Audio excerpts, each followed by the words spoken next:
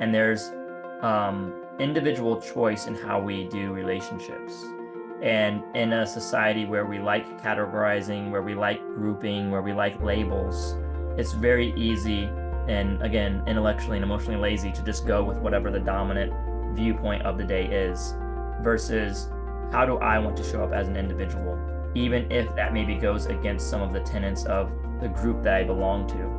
Welcome to the Storycraft Podcast for Storytellers. I'm your host, Meg Adams, and I'm here to help you explore how stories shape our connections. Wondering how stories help you network in advance? Looking to bridge online and face-to-face worlds, foster understanding, and ignite innovation? Look no further.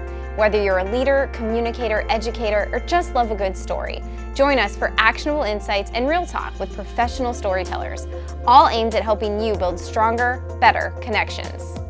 So I am joined with former colleague and friend Seth Butler today, and we're just going to dive right into it. Seth, can you tell us about your career and your interest in storytelling?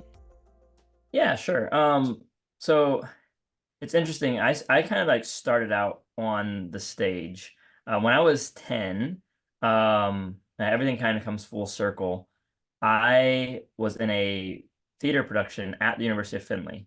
Wow. Yeah, the show was Shenandoah, and I played the part of like this little slave boy, and it like kind of kicked off my interest, my level of engagement with being on stage, interacting with people, and it was just a natural environment for me.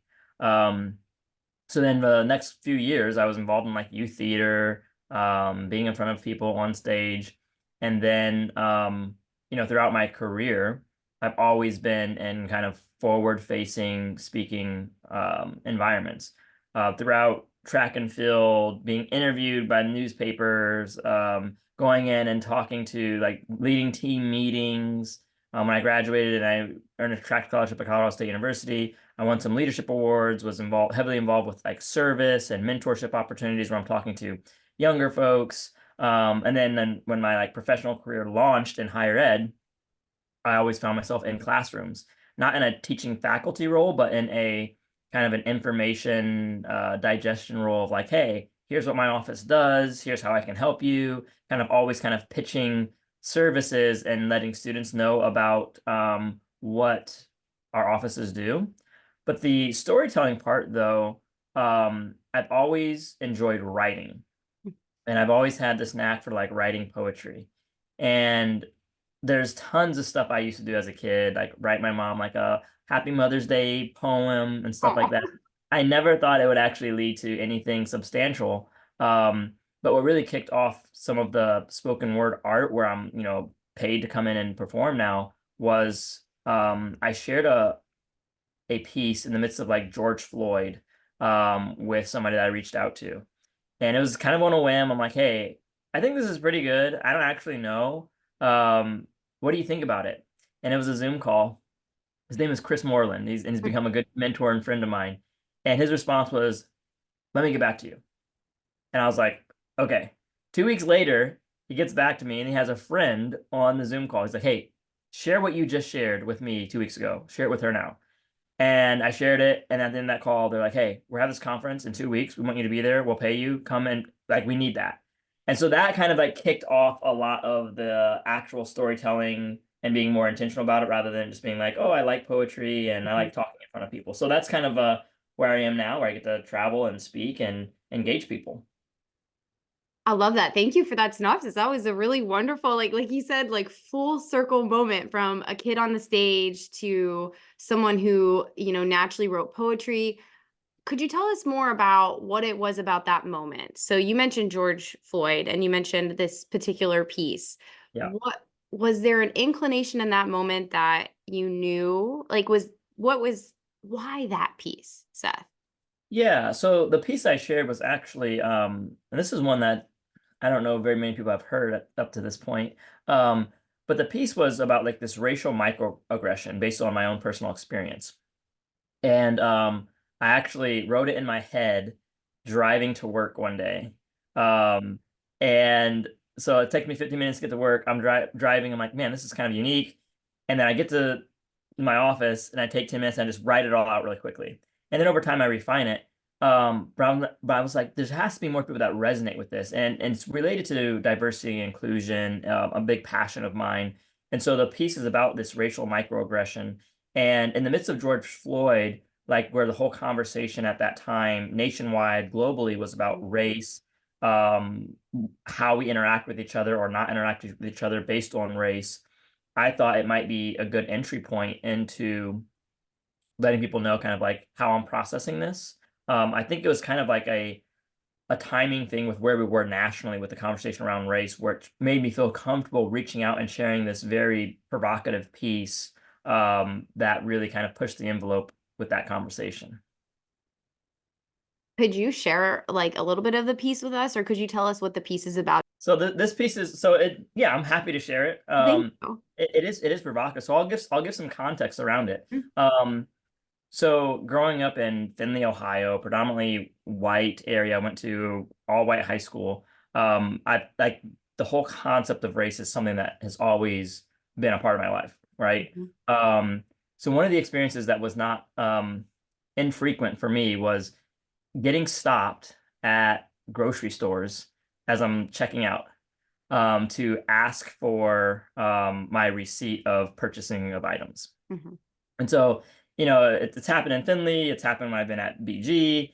And so like a week prior, when I wrote this in the car, Mhm. like it had happened. And I was just reflecting on that moment when I was driving to work this day. Okay. And as a way to try and capture this experience, I just came up with this piece in my head and wrote it out. And it kind of like stayed in my document of all this written stuff that's halfway finished and some of it is finished. Um, so that's kind of the crux of the piece is this racial Mhm. migration based on, me shopping at Walmart. I will say that there is some language in it, if that is Yeah. okay. No, Um, totally great. Yeah. yeah. Totally So fine. I'll share the piece and we can kind of digest it if we need to. Thanks. I love Um, that. Thank you, Seth. yeah, sure. Excuse me, sir. Can I see your receipt? I stop and look around and think, is he talking to me? I respond and ask why. He looks me right in my eye, then pulls out his radio and, shh, send security, please. I said, whoa, whoa, whoa, there's no issue right here. I just don't understand and I'm just trying to be clear. Did I do something wrong? Did I set off the alarm? I just simply want to know why you door checking me. Just following protocol, standard operation. I understand and I respect that, but can I get an explanation? What policy exactly are you following here? I'll explain in a minute, sir. You've got nothing to fear. But that's exactly how I felt, and my breathing became strained because all I could think about was that hashtag, say his name. Before I could catch my breath and try and calm myself down, the next thing that I'm hearing is, freeze, get on the ground. I turn and I'm looking down the barrel of a gun. I instinctively blurt out, please no, I've got a son. You can have all my groceries. Shut up, down on your knees. And I hear comments of bystanders. Is he resisting the police? As I lower myself down, there's three cops on top of me. As I try to turn my head, I feel the breaking of my teeth. Now I'm laying in my blood after that boot kick to my face. And they keep jerking me around saying, stop trying to break free. Sir, sir, can I see your receipt? I blink a couple times, snapping back to reality. I reach into my pocket to show proof of valid purchase and intentionally bite my tongue and tell myself, man, it ain't worth it. You got your wife, you got your kids. They expect to see you, bruh. I know that it's humiliating, but you gotta suck it up. And I feel the stares of critique as people walk on by. Did he just try and steal something? I see that question in their eyes. I see the shaking of their heads and that look that says, go figure. What else would you expect from thugs, low life, no good niggers?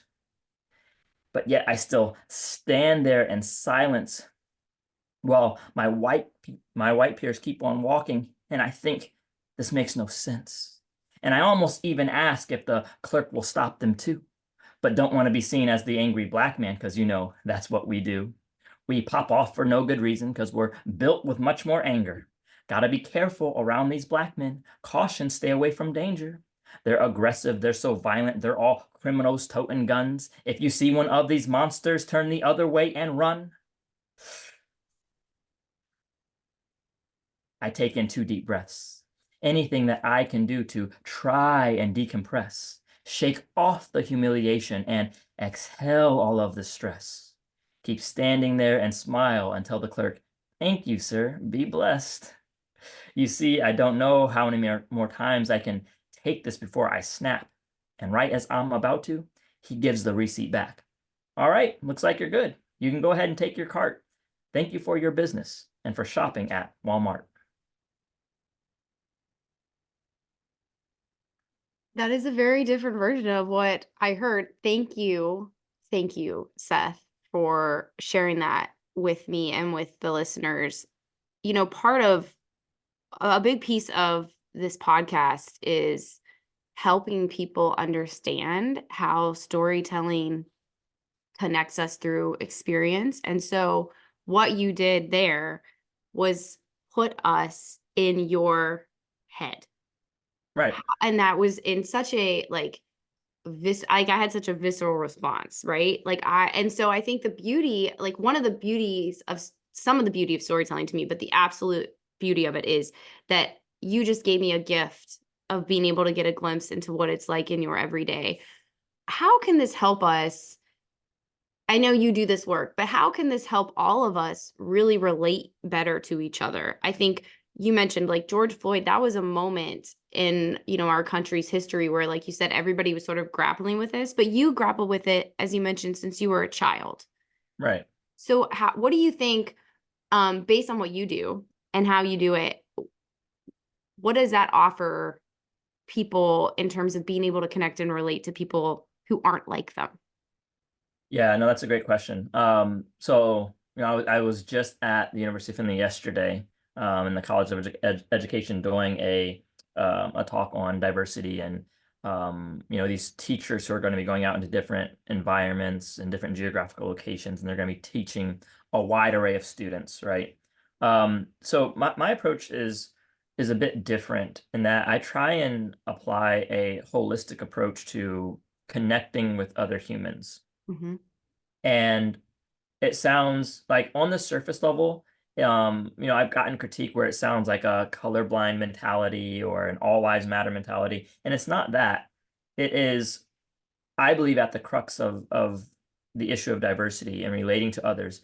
If we can't relate, it doesn't matter how much I think I understand or how much I think I know about another identity. If I'm not connecting with them on a level of depth, then all I have is this academic, theoretical knowledge base that I then apply to somebody based on a book that I read or a speech I listened to. But if I've not ever actually interacted with somebody who kind of might, on the surface level, fit that box of information that I have about that group of people, it's nothing more than information that is oftentimes, in my opinion, misapplied. So what I mean by that is there's all these this knowledge base around like here's what it's like to be a black man in America, and there's a bunch of academic conversation around it. There's a bunch of hypotheticals. There's a bunch of things that are said about that. Um, and one of the things that I've experienced is that that's then applied en masse to everybody who happens to meet that box, Yeah. right? Hmm. So when I interact with people, I want them to get to know me because I have this approach of humans are complex, we're messy, there's such an array of a tapestry of our lives that cannot be reduced to a single identity marker. Hmm. Um, I call it the fallacy of human reduction. Like we tend to reduce humans down to nothing more than one or two identity boxes that society is telling us to keep at the forefront of our mind. So then for me, when people visually see me, the lenses that unconsciously they filter me through is black male.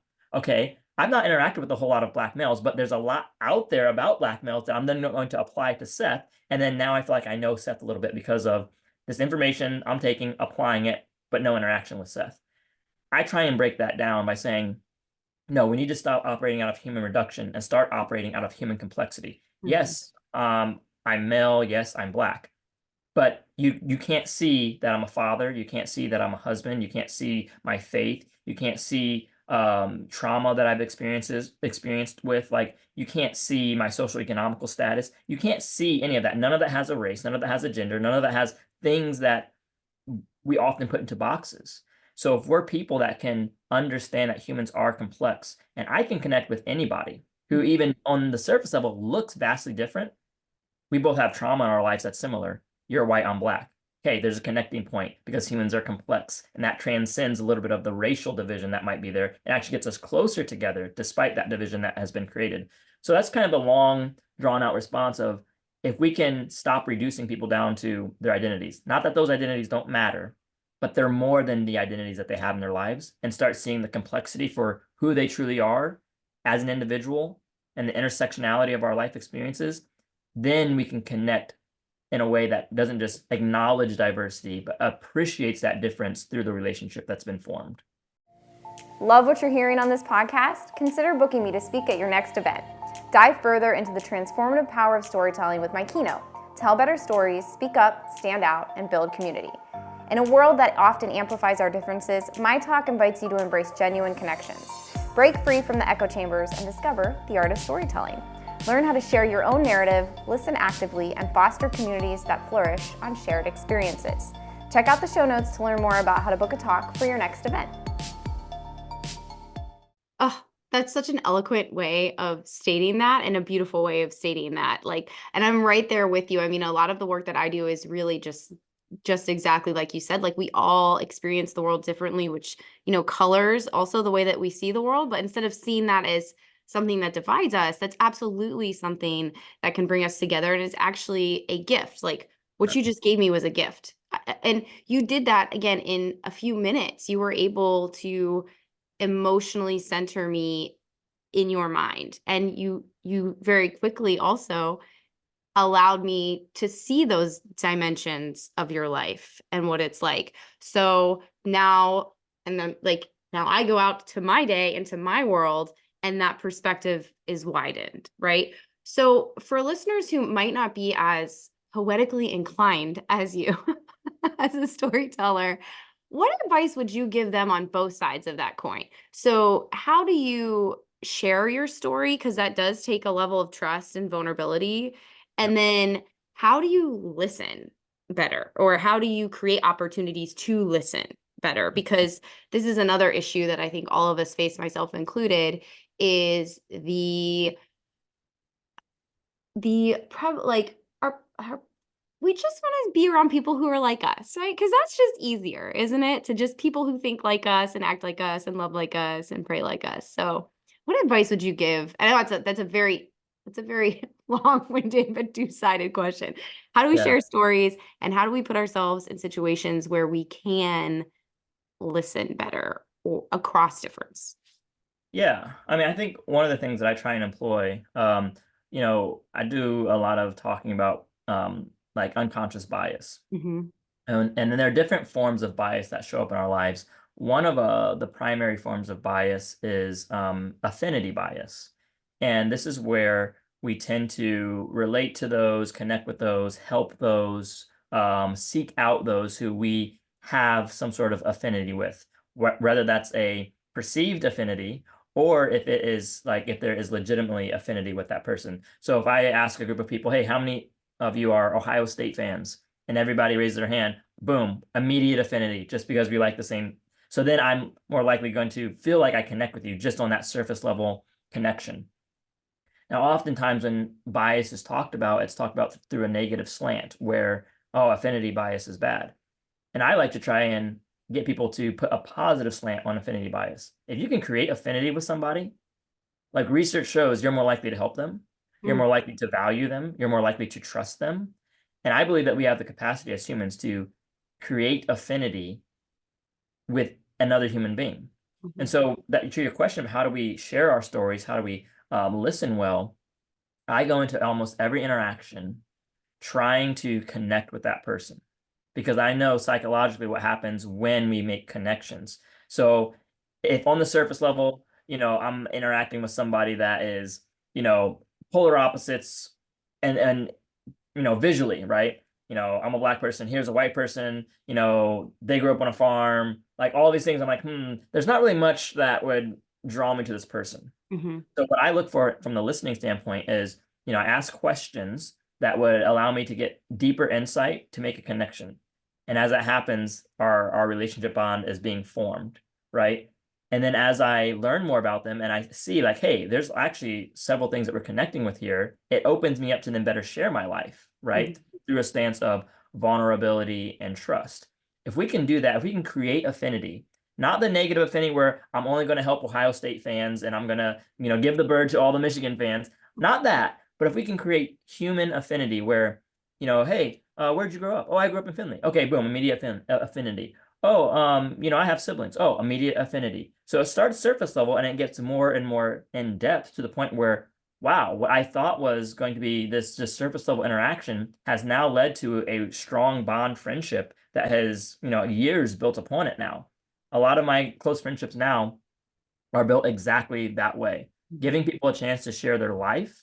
And as that happens simultaneously in that exchange, now I don't see the person who I once saw as like, oh, here's my quiet college roommate who's from South Dakota who grew up on a farm. No, actually, I took his engagement photos when he proposed to his wife.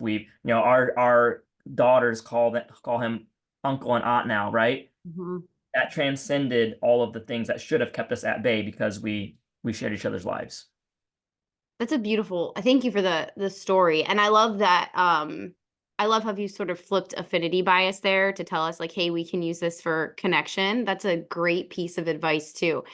Have you ever? This is a selfish question because I have experienced this, and keep experiencing this, and I don't know if this is like me trying to get a lesson. Have you ever come across somebody where you just had to set a boundary up where you're like, okay, I've tried, like I've been vulnerable, but I just think that our differences are too deep. Like essentially, have you ever had to cut off a relationship after sort of learning more about someone? And is that, I'm still kind of wondering, like, as someone like you who really has made it not only my career, but part of my life to form these connections and these relationships and to try really hard to look past bias. Is there a line for you when you're just like, no, we can't? Oh, certainly. Yeah. I mean, um, like there are healthy boundaries. Like you can Sure. intentionally try and get to know somebody and still have healthy boundaries Hmm. would safeguard against harm or toxic relationships or being Hmm. taken advantage of and all these things. Um, so yeah, like red flags for me would be and this is just my own preference and my Sure. own navigation as I look at relationships would be people who are pushy.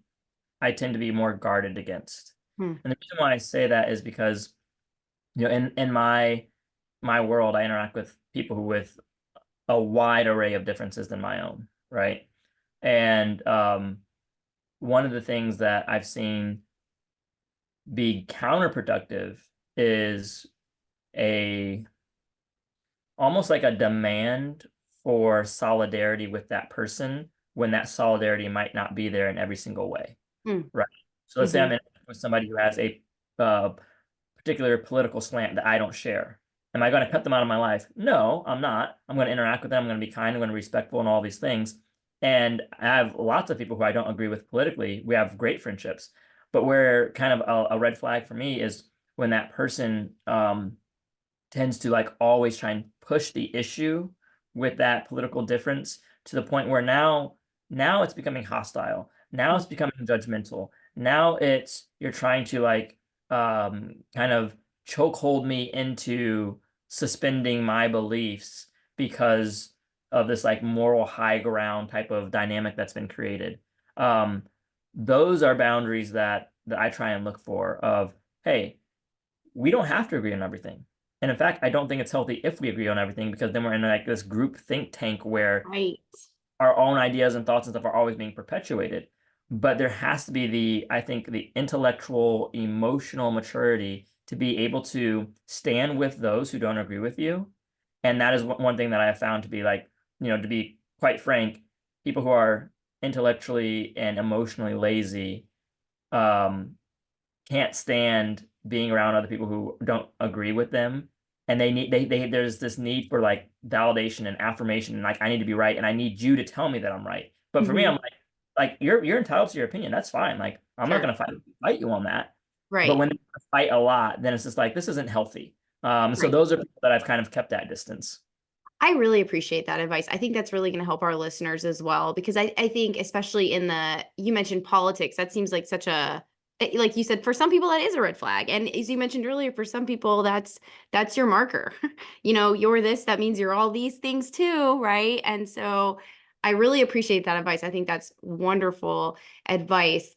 Do you have, as people kind of head out into the world and they're looking to connect with others, do you think that I wonder sometimes about you mentioned earlier too about having the perspective of an outsider, right? Hmm. Sort of even at a young age feeling like you didn't fit in. And I wonder for those of us who felt like, because I've had these conversations too with, I wonder if that gives us sort of like a precursor to this type of work, like, because we're seeking connection, whereas like I have several loved ones and close friends who that didn't feel that way, and so and they're into adulthood, and they're like, oh, like I shared my story and somebody doesn't like it, or you know what I mean. Like, I just wonder if you have any thoughts on how to be more open for everybody in terms of trying to understand another side wherever you're at in life. Hmm.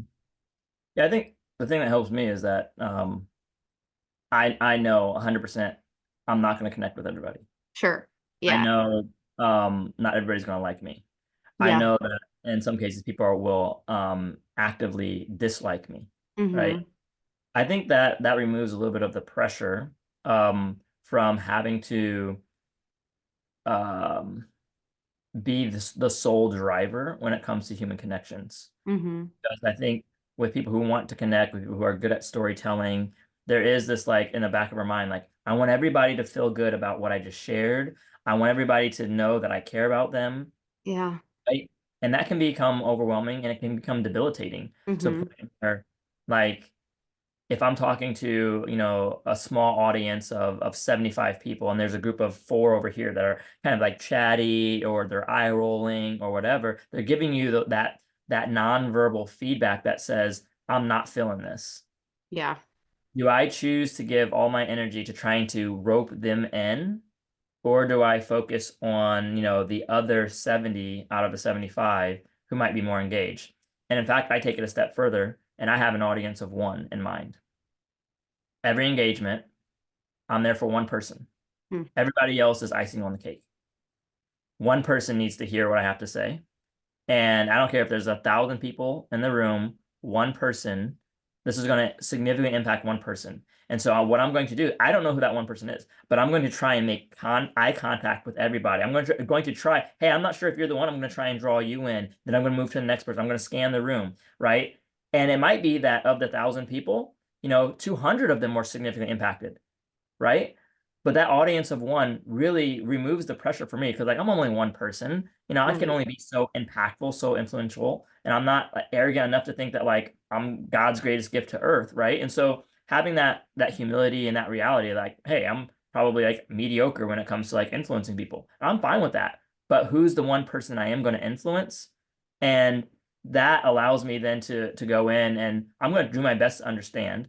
But if people don't like what I have to say, it's not necessarily my responsibility to get them to like it. It's my responsibility to communicate as best as I can my heart, my message, my desires. And I can't then, brainwash you to respond the way that I would like you to respond. I have to let you be your own individual and how you filter the information that I just delivered. Mhm. Oh, that is a great piece of advice, especially to anybody going into speaking, storytelling, because I think that is, and I think as we progress and more people do find their voices, share their stories, there's so many outlets to do that. I do think that fear that you just mentioned of what people will think essentially or trying to please everybody does hold people back. Mhm. So thank you. That was a really good piece of advice. Sort of along those lines, but switching gears a little bit, I know a lot of the listeners of this podcast are people who are either like small business owners, entrepreneurs, or people in marketing, PR, social Mm. media managers. So they're telling stories for brands. So what you just said, I think individually helps us, but I see that a lot with brands too. When I work with, whether it's a small business or an organization, they're hesitant to share their story because they can't control it. I Right. hear that a lot. Like it's that idea that it's the stories are co-interpreted, right? Yep. So co-created, So could you talk do you have any advice for those of us who want to hold on tightly to the story and try to control the I don't want to say impact, but try as much as we can to control the way that story is received? Yeah, I think that's a tough dynamic, because again, and I have received pushback from other people kind of in the field of DEI um, that who don't like my approach, who think my approach is not heavy-handed enough, who think my approach is doing a disservice to certain populations and things like that. And they're entitled to their opinion. Um, but I think what helps me is you cannot be all things to all people. Hmm. Like that's just a fact. That doesn't mean that the desire isn't there, and it doesn't mean that the message can't be applied positively in some way. But if I try and be all things to all people, I effectively am useful to no one because it's not targeted enough. It's not there's not a niche filled for it, right? So if I'm just like going to a large audience and I'm just like, hey, I care about all of you, and that's the message. Like I could mean that, but it's just like, what do people do with that? Hmm. I go in and I deliver a message on this is how we need to connect with other human beings. Here's a methodology that I think would be productive for, a group of people. Some people are going to like pass it away, right? And they're not going to think about it. The ones that I can't influence, I'm going to allow somebody else to then like, those aren't the ones I'm supposed to be influencing. But when it comes to the message, I also have to be okay that people will interpret the way that they want to interpret. And there's a certain level of risk that comes with putting your information out there, Hmm. putting your brand out there, putting your stories out there. And the thing that gives me like confidence is I have articulated the way that I wanted to articulate it. There will be pushback, there will be receptiveness on some ends, but when you look at certain things that have been created for certain purposes, the way in which it's used now, I'm sure that some inventors would be turning in their graves if they saw what they created being used in the way it's being used now. Hmm. We're not in control of that. So my thing is like control the controllables. If I'm the first one to like put a message out there and it's me, I want to fine tune it. This is the way that I delivered it. And then if I can defend that, then that gives me peace of mind. Because if I get attacked, I'm like, hey, why did you do that? Why did you get on stage? Why did you share that way? And all these other things, I can say, here's the intentionality behind it. So if I'm less focused on what's going to happen with that message, and I'm more focused on my intentionality of how I then put that message out there, because when blowback happens, I can defend it, and I'm confident in the defense that I'm going to give. Okay, we had to pause the podcast to let you in on this opportunity. If you're ready to elevate your brand storytelling, don't miss our training, Tell Better Stories, led by me, a seasoned television journalist and PR professor, and Kyle, an on-air meteorologist and video storytelling expert. This workshop unveils our secrets to craft compelling, personal-driven narratives that resonate with your audience. Learn our distinct approach that puts people first and brands second, leveraging 6 storytelling elements for maximum impact. Walk away with actionable strategies, tactics, and a clear process to replicate success in any organization. Check out the show notes to learn more about this offer or reach out to homeplacecreative@gmail.com. Also a really wonderful answer. Thank you for that advice. Do you have any this is sort of just like honing in on that. Any practices that you incorporate into your story creation process to keep that intentionality forefront? Um, I think one of the things that I do is almost, I'm trying to think if I can be as bold to say every time. I'll say almost every time because I'm not sure if I can do it 100% of the time. Um, but I try to put my own values, my own mission, my own biases out at the forefront um, when I'm doing a training, when I'm consulting, when I'm going in and speaking. The Mm-hmm. reason why is because I want people to know where I'm coming from and why I'm coming from that particular viewpoint or approach. Um, that practice then makes it easy for me to then validate or defend because if I go into like, I'm a Christian, my faith is a huge part of the work that I do, which is why I think, I can connect with anybody because, a big tenet of my faith is love, is forgiveness, is reconciliation, and all those things. It drives the work that I do. And so I often lead with that. But if someone comes in and says, "Hey, you didn't mention this religion or this faith," I can say, like, I'm not being discriminatory against those other religions or those other faiths, but like this is the launching pad of what influences me. I led with that.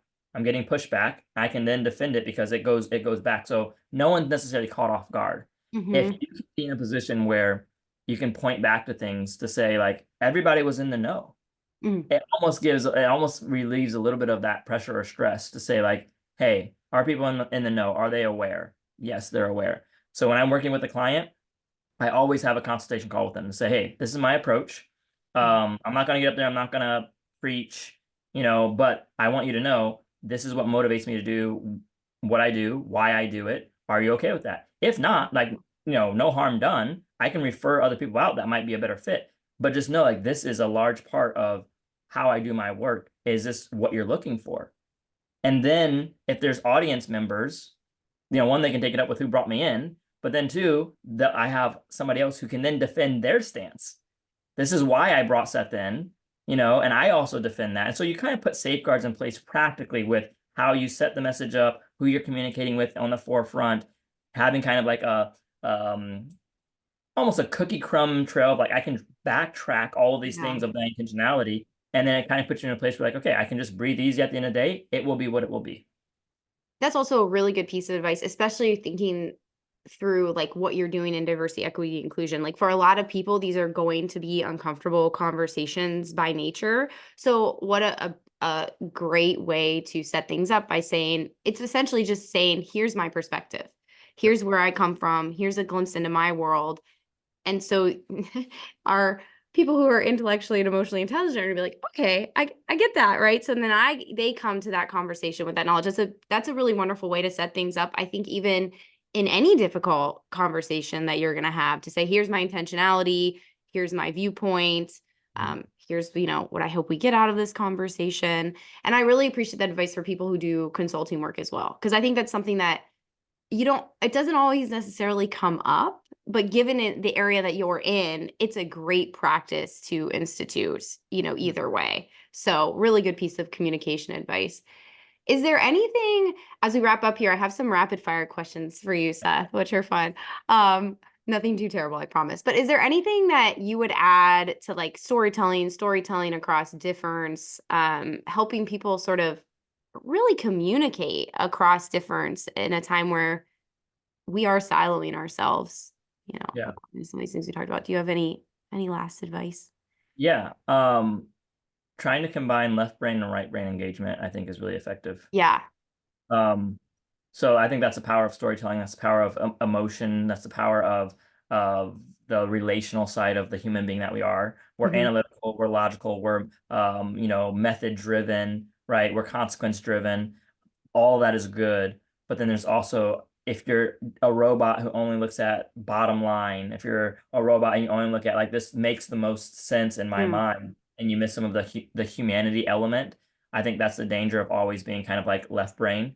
But then if you're always right brain, you miss some of the logical consequences or some of the rationale, because everything can't be done on human emotion or relationship driven, right? So in either extreme, I think it's bad and detrimental. But it's finding this balance and this kind of like harmony between I want to make sense. I want there to be logic where people are like, oh, I understand why you're doing that. But I don't want them to just understand. I want them to experience what it's like if we apply that logical argument that I just laid out, which is why I incorporate poetry into almost every presentation I do, because I typically either lead off with poetry and engage that humanity side, like, why did I just take you through that? Here's why. And then I back it up with logic. Hmm. Or I lead like a lecture and here's affinity bias, here's the halo effect, here's all this stuff. Like logically, you understand that. When you apply that, what does it look like in humanity with other people? And so that is something that I found to be really effective, and I just like doing it. And so that's my personal bias coming out there. No. So when people hire you to come in and consult and speak, that they can expect this left right brain approach, which is beautiful. Yes. Yes. Oh, that's awesome. Thank you for sharing that. Okay. So what is your favorite story of all time? Could be music, video, across genres. Favorite story of all time. I think right now in the moment, because I'm being put on the spot, I'm gonna say Remember the Titans movie. But that is a Um, really good movie. yeah, I personally I resonate with that. Mhm. A lot of influential lifelong friends, cross racial barriers.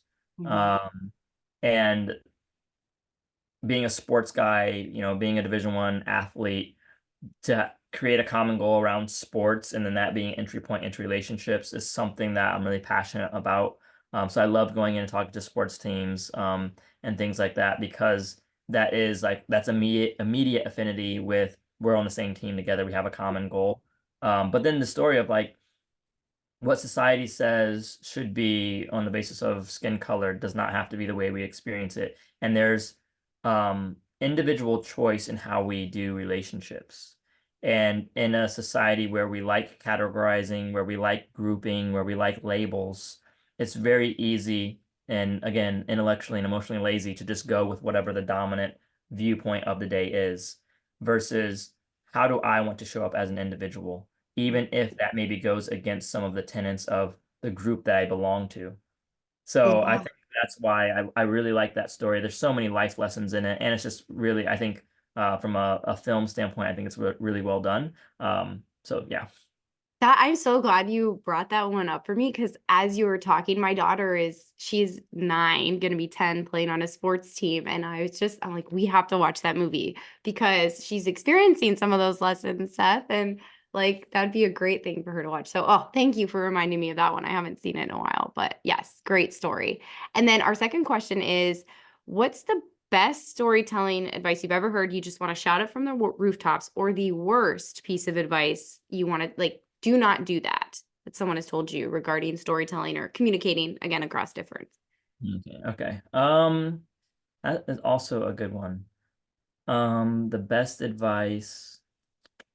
I think the audience of one Yeah. piece is probably the best advice I've ever gotten from a public speaking standpoint. It's just so freeing Mm-hmm. because like I'm confident enough to know that I can connect with at least one person, right? It's like give me a basketball and give me 10 attempts. Like I'm a pretty decent shooter. Like I know I'm gonna make more than just one, but like that's an easy goal. Like I know for sure I'm making at least one at Yeah. bare minimum, right? Right. And that's how I feel about this whole audience of one thing. Like I know that, I'll be able to connect with at least one. Probably the best advice I've ever gotten. Worst advice, hmm. You know, I'm not sure if it was explicit advice, but there's sometimes conversation around what do you include in your bio, Hmm. right? Do you modify your bio to the audience or client that's asking you to come in, or do you leave some things in there that could potentially be where there could be tension? And I'm not gonna say it's the worst advice ever, but I just don't agree with intentionally cutting out parts of your life and Hmm. not sharing that at a place where you are being asked to come in and share. Hey, come in and share, but just don't mention any of this about who you are. Hmm. I've experienced that, and it is not a fun experience. Where there have been pieces of what I intentionally put into a bio. Then when I'm introduced, it's not mentioned anywhere in there. And so the feeling, I don't think it's intentional, like we're trying to make him feel bad. I think some of the intent, when I'm thinking about this specific event, I think the intent was the way you communicate this in your bio might be offensive or might create tension with audience members. I understand that, but there's also like professionally, there should be a level of trust and respect for the way in which I'm about to communicate that will hopefully put that at ease, given the fact that we know each other. So that was something that, personally that I've experienced that I would not advise people to, one, willingly sacrifice parts of who you are for the sake of a client or audience. I've been asked to do that. And two, if it does happen, to maybe reevaluate how to make sure it doesn't happen in the future because it's not a fun experience. I'm sorry you had to go through that experience, but I appreciate you sharing that lesson with us. It sounds to me like one of your red flag pieces of advice too. Like this might not be aligned, and you're right. If it's not aligned, the longer that relationship persists, it just never ends well for anybody. So in a way, keeping that information out there about yourself might deter certain misaligned Correct. clients, events, stuff like that. So yeah, good piece of advice. Thank you for sharing that with us. The last question is, how do you define storytelling in your own words? Yeah. I think the simplest way that I would define it would be communicating a message with a specific like intent or outcome. It's not just getting up there and talking. And it's not just not just making people laugh. I mean, if you talk about like comedians, yeah, they want to make people laugh, but it has to have a direction. It has to have like kind of like, you know, here's the climax and here's like the decline and here's like the end and all of that. But it's intentionality with trying to communicate a specific message to hopefully get people to either think about or help people arrive at a certain outcome. So Mm. when I'm crafting my stories, my poetry, like even that Walmart piece, very personal, right? Like, okay, what does that have to do with me? The outcome that I want people to walk away with is some of the stereotypes around Black men, what that looks like in my mind. No, I wasn't thrown on the ground and had a gun point to my head, but that immediate, like, hey, can I see your receipt? How I want to respond, how I should respond, all that is processed in about 2 seconds of if I say no because I'm tired of getting stopped and I know that I'm justified in what I just purchased, what could the outcome be? So Mhm. helping people storytelling helps people arrive at that point that you want them to walk away with. Lovely. Thanks for that. I love that you have an outcome at the outset too. I love that. And so tell our listeners, where can they find you? How can they hire you? Like if they're like, oh, I love this interview with Seth. Where can I find out more about him? Let us know where we should connect with you. Yeah, so I'm primarily on LinkedIn. I've gotten lots of flack from friends and family, like, oh, like, I got off social media back in 2012, 2013. Good for you. And so it's been, yeah, most of my stuff is word of mouth, but I'm on LinkedIn and SethJButler.com. Really simple, just my first name, middle initial, last name. SJB Consulting. Yeah, and then if you look at me up on LinkedIn, you can book an appointment. There can be a 30-minute consultation call to talk about what your need is, if I can help meet that need, or if I can refer somebody else that can meet that need, and I'm happy to do so. That sounds great. Thanks. So we'll link all those in the show notes so people can find them with one click. So thanks so much for your time, Seth. I am just so grateful for our conversation. In so many ways, this was a gift to me and all things that I needed to hear today. And I'm sure our listeners will as well. So thank you. I appreciate the invite. We're so glad you've listened to this podcast episode. If you liked it, would you mind doing us a favor? Share this episode with someone who would be interested in the topic too. We're on a mission to help everyone become a better storyteller. And don't forget to subscribe to the show to get updated every time we release a new episode. Each and every episode is produced, hosted, and edited by us, Meg and Kyle Adams at Home Place Creative. Happy storytelling!